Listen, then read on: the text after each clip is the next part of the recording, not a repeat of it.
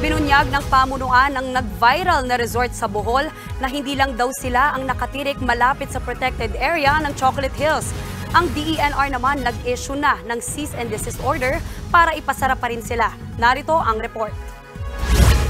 Kaliwat ka ng batikos na natatanggap ng resort na ito matapos mag-viral dahil nakatayo sa gitna ng Chocolate Hills sa bayan ng Sagbayan, Bohol. Tituladong lupa kung saan nakatirik ang The Captain's Peak Garden and Resort. 2018 pa ito itinayo pero nabistong wala pa rin silang Environmental Compliance Certificate o ECC hanggang ngayon. Hirit naman ng pamunuan ng resort, bakit sila lamang daw ang pinag-iinitan kahit may dalawa pa raw ibang resort na itinayo rin sa Chocolate Hills. Sana lahat makita nyo po yung mga resort po dito. Kung talagang Captain's Peak lang po ba ang nagawa ng ganitong nasa Chocolate Hills po. Meron pang mas malala pa. Idinulog ng News 5 sa Bohol Provincial Government ang sinasabing iba pang resort na itinayo rin sa Chocolate Hills. Hindi pa nila ito sinasagot pero inamin naman nila na may idinaos pang swimming competition ng Bohol Provincial Meet doon kahit may closure order na ang resort noon pang September 2023. With the presumption of regularity, nag-ooperate pa sila. Siguro the organizer of such activity talagang alam, parang okay pa yung Captain's Peak Resort to operate. Paglilinaw naman ng DENR, kung nagkatitulong lupa bago nabuo ang Proclamation 1037, dapat daw kilalanin at igalang ang karapatan ng may-ari ng lupa.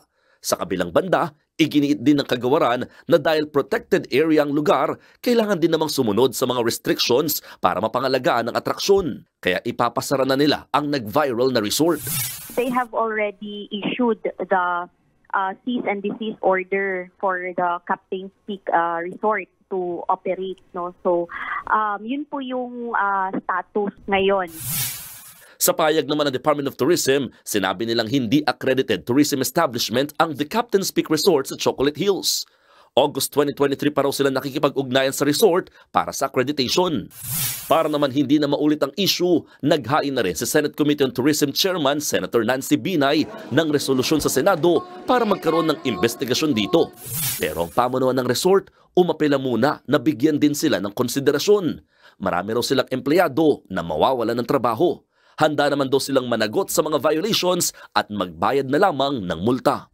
Nagbabalita mula sa Frontline, Mon Gualvez, News 5. Mga kapatid, Lucy Cruz Valdez po, maging maalam at may pakialam sa mga napapanahong balita sa bansa. Tumutok at mag-subscribe sa News 5 social media pages.